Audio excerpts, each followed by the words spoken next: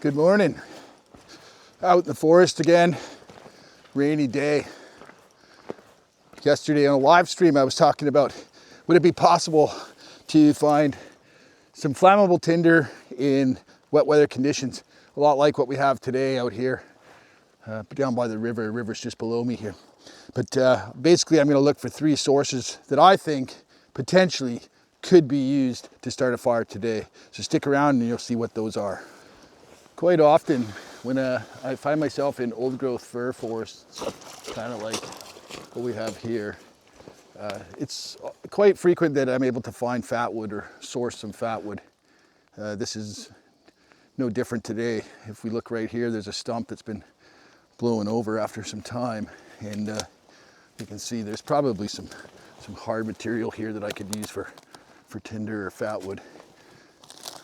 This one looks pretty degraded, but if you start looking in further and further into the tree, much like that, there's no scent of pitch, so I think I'm going to pass on this one. But right there is a piece of dry wood that I could use for starting a fire. Actually, I'm just going to put that back in there. Might need to come back to that later. Another source of tinder that people often think is a viable source is these lichens. If it was summertime, they would certainly be able to be used, but in the wintertime, they're just not dry enough. So even though they're pretty plentiful and easy to access, they're just not a viable tinder source today. Another tinder source you often see others use are fungus, where they actually use this to maintain their coals. So again, today this is going to be pretty wet. You can see it's quite spongy. So I'm going to have to pass on that one and keep looking. Let's carry on down the trail.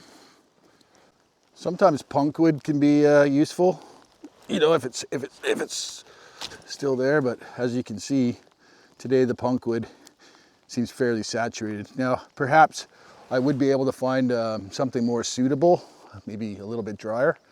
But I wouldn't suspect that punk wood's going to be successful for me today. What I really need to find is a nice big cedar tree that I can get into the bark and have a look for some there. So let's carry on.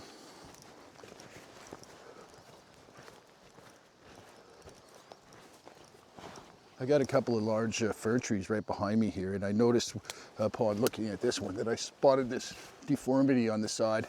Sometimes you can pull these apart a little bit and you might find some pitch or some available tinder for it. But in this particular case, I don't think so. Might be a little bit of dry moss right there, actually. See, that might go. It's pretty dry. You could also probably use cobwebs. I mean, if you could find enough of them, maybe, but I don't know. See, some of this bark it's still wet underneath. Like, it's not gonna take a spark too easily. And if you look around, I mean, I can see a standing fir stump there and a second one right there. I mean, this is an old growth forest, it's a virgin forest, so there should be ample supply of fatwood. We'll just keep looking around and see what we can find. Here we go. This is cedar tree here. You can see it's not as big as what I was expecting, but if you look into spots like this little crevice of the tree here, that is nice and dry. So, I mean, there's even some shit right there that could be easily probably ignited. So there's a source. And you don't even really need much of it. You certainly don't want to damage a live tree, so you got to be very careful about how you harvest this kind of bark. I see there's another big fir stump right there that would probably reveal some fatwood. But I'm gonna look for, hopefully find a damaged cedar that I can get some. I see one over here, maybe we'll try that.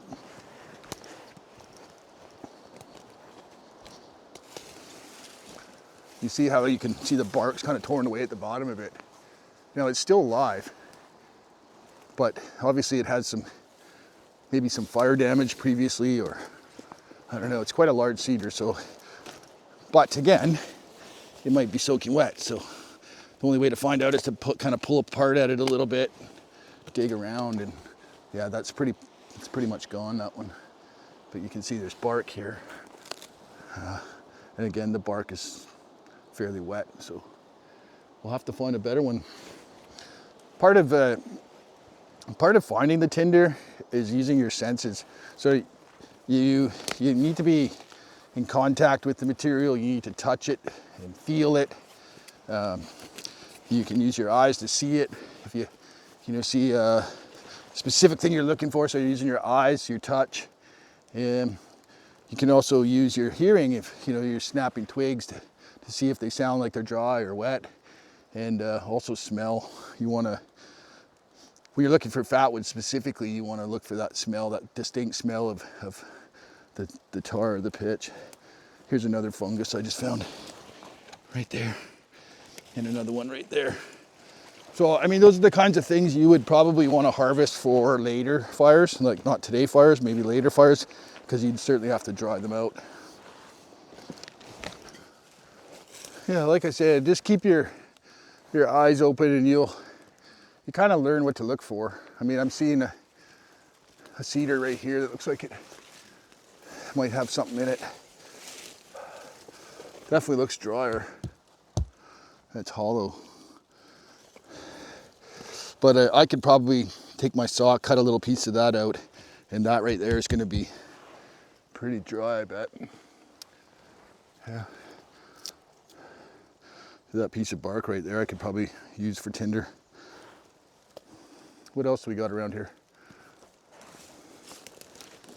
This is a blowdown fir. And the reason why it intrigues me is because I could see this from where I was walking. And this is probably high, I would imagine probably fairly high pitch content. So I don't smell any pitch though, so there's no point in, because if you have fatwood, you will smell it immediately. So let's keep looking for another cedar. I'm kind of getting back into the wilderness a bit here, so should be able to find something soon here. Okay, this looks like it could be a good candidate for some fatwood. Fairly dry, still got a pretty hard shell. Oh yeah. Yeah, you can see that, right? That's nice and dry stuff right there. I think I'm gonna see if I can get some of this going here. I wonder if there's any pitch in it though. Yeah, see, it smells right away. As soon as you find it, you will know. So just smell it, and yeah. So I'm gonna harvest some of this and see if we can utilize it and get a fire here.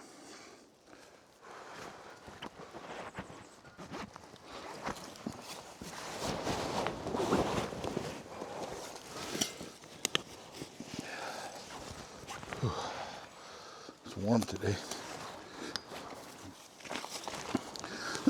Typically these pointies that you see sticking out of the stump are going to be the hard part of the wood where you can harvest the fatwood from. See, the stump's pretty degraded, but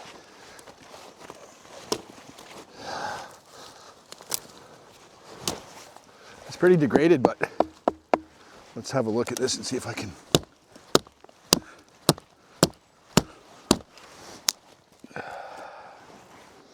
Yeah, so very, very distinct smell. You can probably see the pitch right in there, right in the end there. There's a stream of pitch going right up. So as you can see, it's not a huge piece, but it has enough of a pitch content that I think I could probably get something going with it. I'm gonna take some more off here. All right, see, if you look right inside here, this is the inside of the piece, and you can see the pitch right inside there. So, you know, that's a good source right there of fatwood. So you're gonna wanna carefully try and get as much of that as you can. And you might have to deconstruct the stump a bit further to get into the good stuff, but you can see it runs all the way down the stump. And that'll be nice, all the way down. I mean, even this probably. Yeah, see, even that piece right there. So, and we'll just push it all into the stump. And you can see how dry this stuff is. Like, look right in there. That will be a good fire starter. So this is a good score here.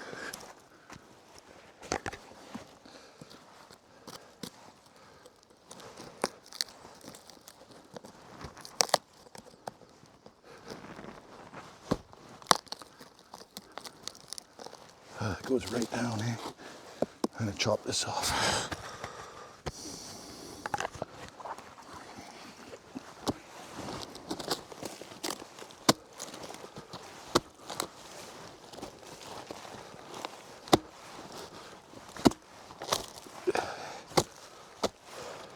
So you can completely deconstruct a stump. You're not harming any live trees by doing this. So, you know, I'm not feeling guilty about this at all. All right, let's get this off here.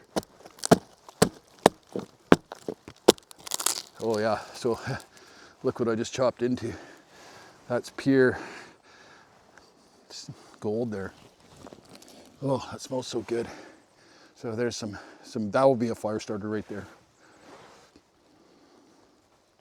I guess the question of the day is, you know, something like this, you find it, will it readily accept a spark to ignite?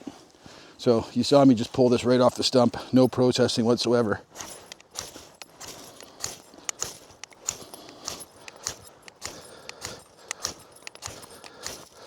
It's not taking a spark. So you'd really have to process that down a little bit. So let me do that and we'll see if we can get it to go with that with just a ferro rod.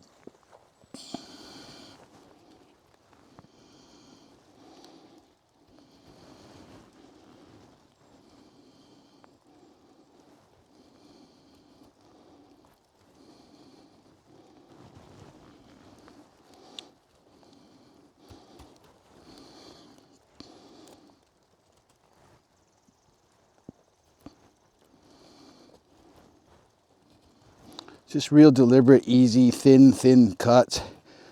And you can almost make a feather stick with it. You see?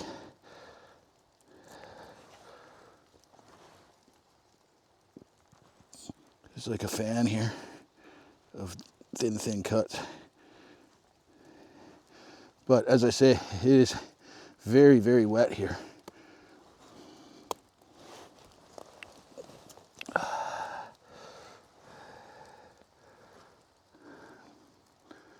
Yeah, see, this has quite a bit of moisture in it still. Oh, it's very sticky, as you can see. And you just got to process it down. I am being sheltered. I don't know how, but there's nothing really above me, but I don't feel like I'm getting a lot of rain on me here. And you just want to really get this right down to its bare fibers, if you can. The more time you spend on prepping your tinder, probably the higher chance of success you'll have. All right, let's just hit that with the ferro rod and see what happens.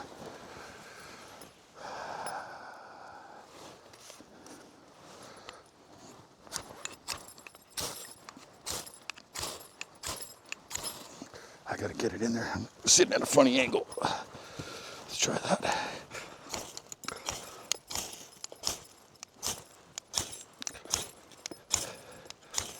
So what you could do,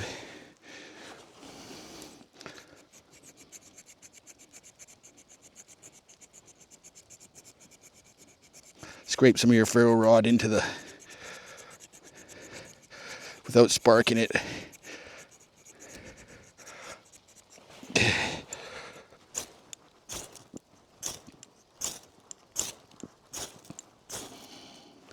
Had a flame there for a second. Put some more of that in there.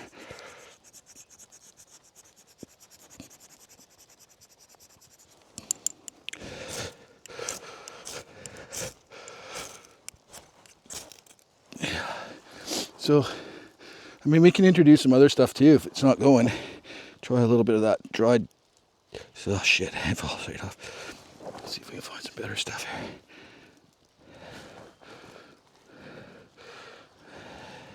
That's pretty dry, I think. But you got to remember, it's like 80% relative humidity today, right now.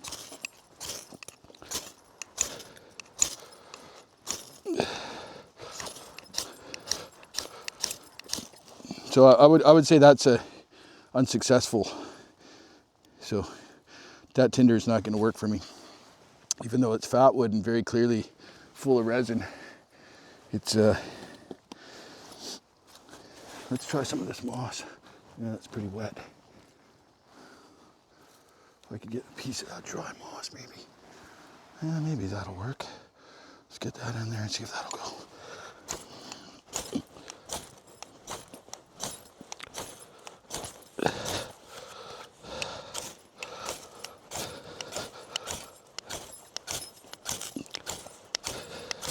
See, I'm hitting that with a lot of heat from the sparks, and it's not taking it. Let's try it again.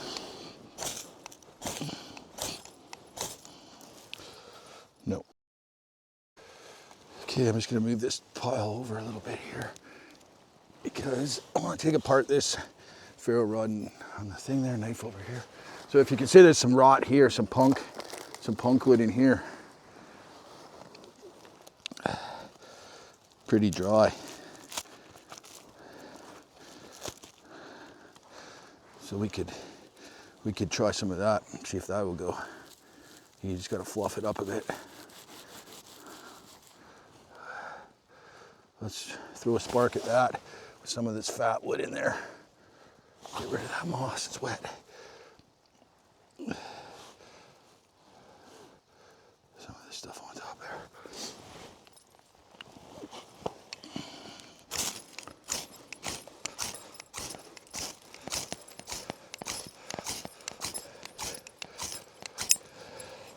See, I would say no. I mean, I think I have a lighter in my pocket. I do. Even a lighter, even a Bic lighter, I mean, the fat wood, will the fat wood ignite? See, it takes a second, even it's wet. So even though it's full of pitch,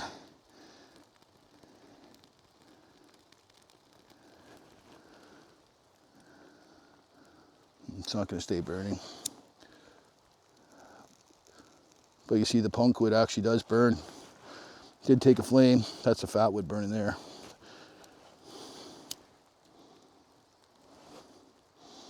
So it's going to be pretty hard to get that much heat into your tinder source using I mean, maybe an ember from a bow drill fire, but just throwing ferro rod sparks at it actually seems to be potentially going. But again, without a flame source, you might be SOL. See, that's that moss I was trying to ignite. It's not even that flammable.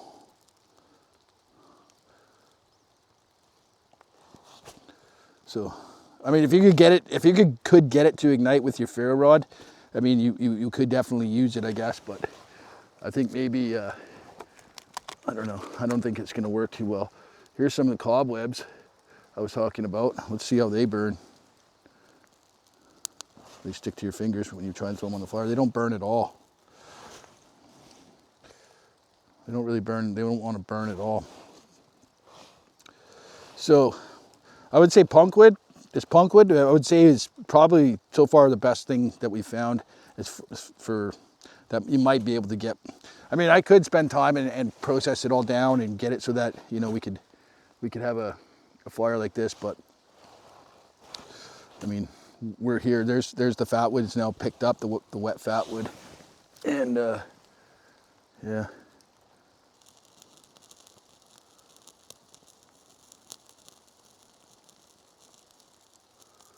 See, it's not igniting. It would burn. It would definitely make for a good firewood. But you see, it doesn't stay lit, and you could potentially.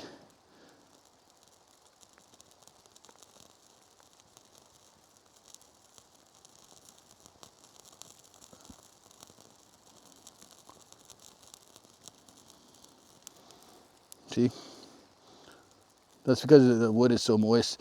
But you can see that the punk wood is actually burning. So, I mean, that would be a source that I would consider. Let's put this out.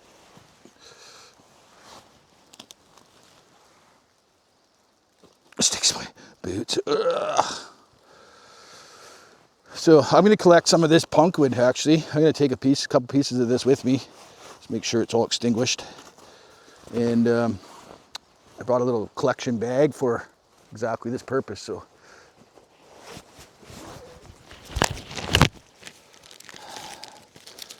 let's take a piece of this with us. Get a fresh piece here. That piece feels really dry. I'll take that one. It's not as rotten though. Maybe I should get some of the more. This piece seemed to be the softest, sort of, in this part here. That is very, okay. I mean, you could char that too, and I bet you that would work really well. That piece looks nice. See, it's like paper. And, oh, look at that, I found a glove. Where's the other one, I wonder? Oh, yeah, there it is. All right, let's move on.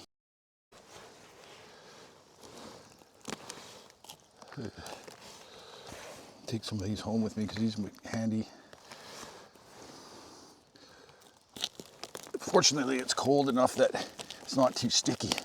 Sometimes this can be a real mess to touch. Yeah, see, look at all these beautiful pieces of, look at that. We'll try some of this in a minute. This stuff inside here is nice and dry. These giant pieces.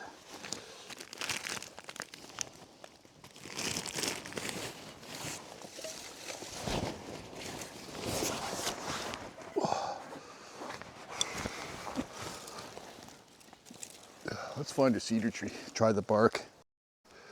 See, there's quite a lot of light coming in this spot, primarily because probably that hemlock fell down and took out a bunch of the other stuff. So you find these openings like this, you may find some blowdown or something knocked over that could be used. And you always want to be careful when you're walking that, you know, you're kind of got your head on a swivel, because things like this tree, you know, it's pretty unstable. And even just using it as a handhold, you could potentially knock it over and it would fall on top of you. So you got to really watch that. Looks like we got a little bear shit right there. Little baby bear somewhere in here. Hopefully he stays away. Yeah, and there's another one that's probably got some fat wood in it. So it's not always in pine trees is what a lot of people believe. You can find that resin in a lot of different species. I suppose if you could find a piece of maple, like what we got sitting right there, I suppose you could probably disassemble the bark on it and maybe get some tinder. Let's have a look at that. So storm damaged tree, still standing. Yeah. And as you can see right here, there is a little bit of bark that's kind of loose on it. But when I open it up, it does not look very dry. Actually, that piece doesn't look too bad. So, yeah, I mean, potentially, you could have something. But let's check this side here. See, it's pretty wet. And again, like I'm saying, you want to use your senses. You want to use your sense of touch in this case, and you can tell that this is just not dry. So that ain't gonna do. Let's get going here and find a cedar. I see one right over here. Let's try this one. Yeah, right here. Red cedar right here. And this side seems to be sheltered a little bit from the rain. If you look down inside here, it's drier. So this is what you're supposed to scrape. So let's collect some of this and see what it turns out to be like. So I think the trick is just to sort of get this outer layer here.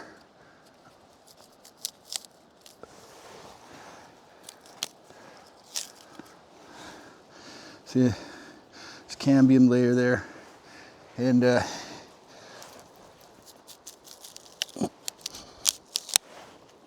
don't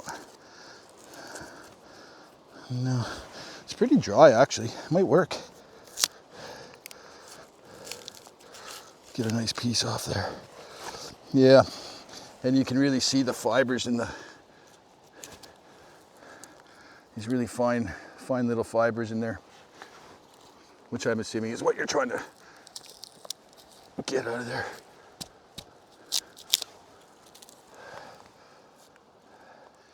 Okay, so these are the little fibers I'm talking about inside, and you can kind of see them in here on the side. These.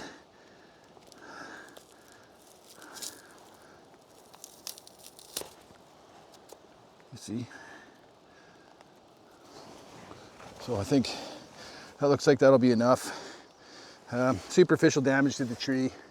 I mean, I don't think that's gonna hurt it. So I'm gonna put these in my collection bag. And sort of cool thing just happened. I was just getting my pack off and I looked on the ground and I was like, what the heck is that? And you know, I don't know if you can see, but the river is only a couple, I don't know, maybe 100 meters below me here. And I'm like, what are these things? And I see them laying on the ground. And I'm like, what the heck? Is that a butterfly wing or is it plastic? No, it's a gill plate off a salmon. You can see there was obviously a salmon that was dragged up here at some point. There's some more bones. So quite interesting. There's some more of it. The gill, the head, must have been the head right here. So it's cool. It's not plastic, it's cartilage or bone or something. Yeah, so it just goes to show you just the interrelationship of the forest here. Also, just while I was saying that, I just looked up there, underneath this hemlock right here.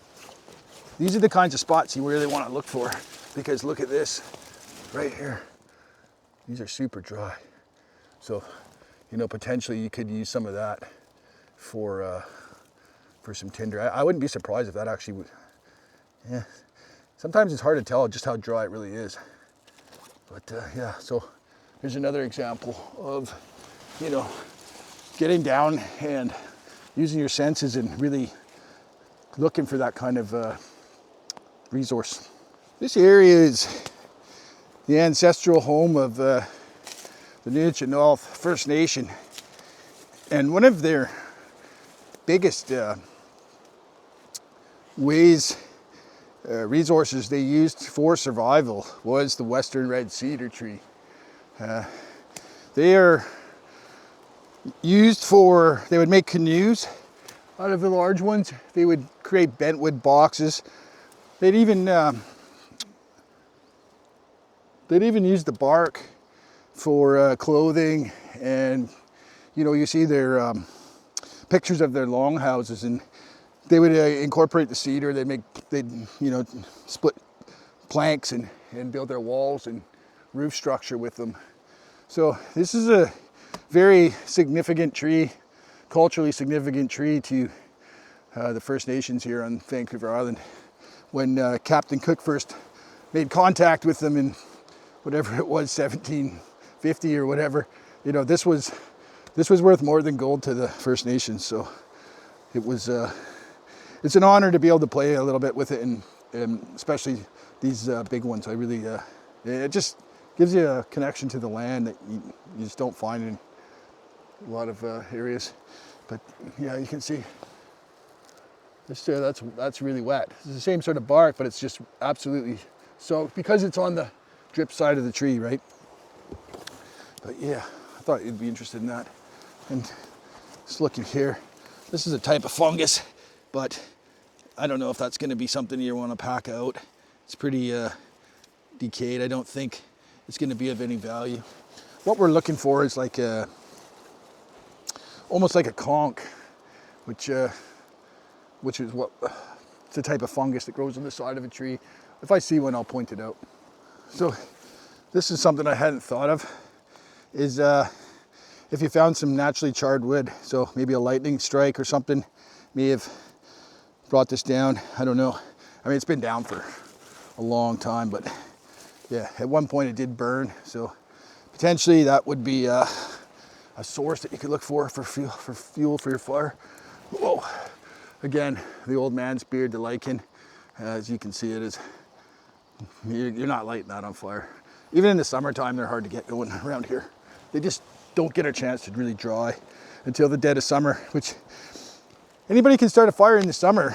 It's not that hard to do, but this time of year is a little bit more challenging. See, again, here's another one with, and see that I don't know, I think there might be some value. I mean, even those dried needles in there that are trapped in there could be of use.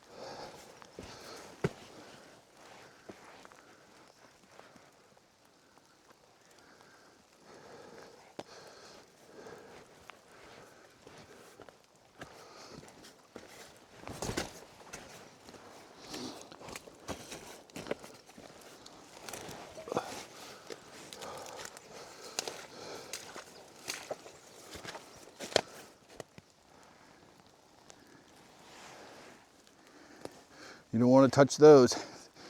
We call that devil's club. And these little spines will break right off in your skin and they're not pleasant at all. But the funny thing is, one of the First Nation remedies is actually to peel the bark off these and make a poultice out of the flesh of the plant. So if you ever get prickled by a devil's club, that's what you got to do. And as you can see, these they grow quite large leaves on them in the summer, so they're easier to see. But yeah, real common to be climbing up a steep bank and trying to use it as a handhold, and you end up with them all over. Or the worst is getting them in your face if it hits you in the face. So that's devil's club. You really got to watch out for this stuff. It is nasty.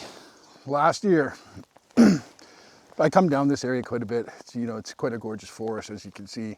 But last year, in this particular spot, and being on the thread of feeling your Tinder, this made me feel, because right here, right where I'm sitting right now, I got stung 3 times by some wasps. And I was just thinking, if you were able to find that wasp nest buried under a log like that or something, and it was still intact and obviously dormant, maybe the paper from the wasp nest could be used as a tinder source too. Just watch out you don't get stung, and hey, you might get lucky and score a little bit of honey for your tea, right? I guess the lesson that I'm learning today is that, I did say that I don't think you could get a fire going in this wet environment.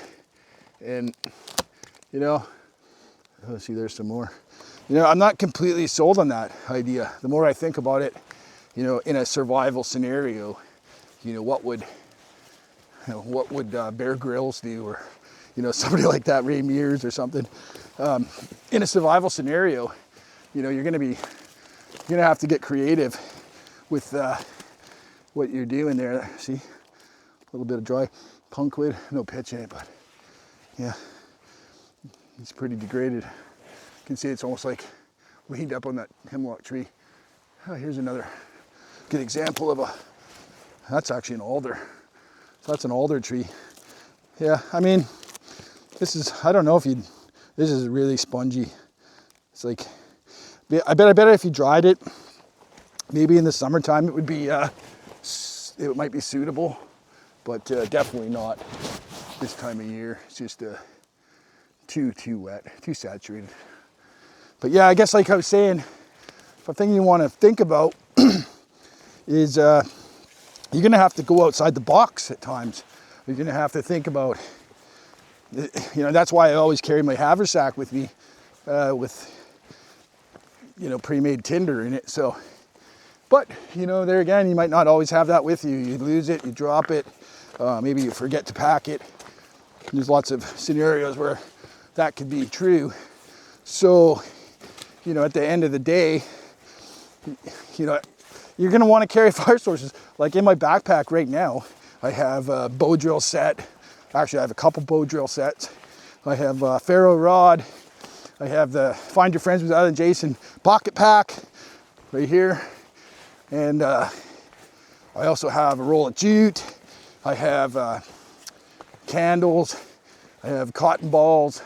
So I have a variety of sources. I have a Bic lighter, a ferro rod, a fireboard and stuff like that. So I have a lot of options, and just coming out in the woods like this and playing around and trying to, we were talking yesterday, everywhere you go, it's a little bit different. Here it's, really wet. And doesn't really get much of a chance to dry out. So we don't have things like birch bark or things you might use in the East Coast.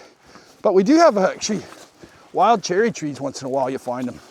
And I'm wondering if there's any similarity. I mean, it doesn't peel like birch, but I'm wondering if there would be any similarity in using some cherry wood here. Yeah. But cherry wood's pretty rare. It's I think it's natural, but I don't think that's probably brought here because this was a trail at one point to the river. So yeah, keep your options open. Always be thinking about how you're going to start that next fire. All right, made it back out to the road. got a big bag of goodies that I'm going to take home and experiment with. So thanks for watching part 1, and I'll throw the link for part 2 up in the top here, and you can see how this stuff actually works out. And you know what I always say,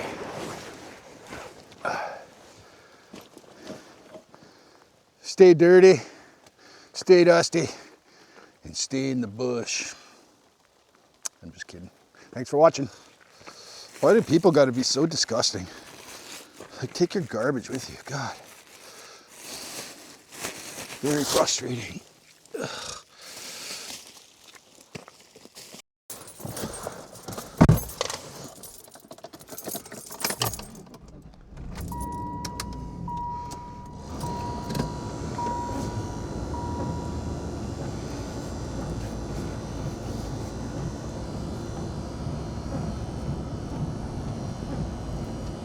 Find some dry grass, they said, for your Tinder bundle. Yeah, I don't know about that.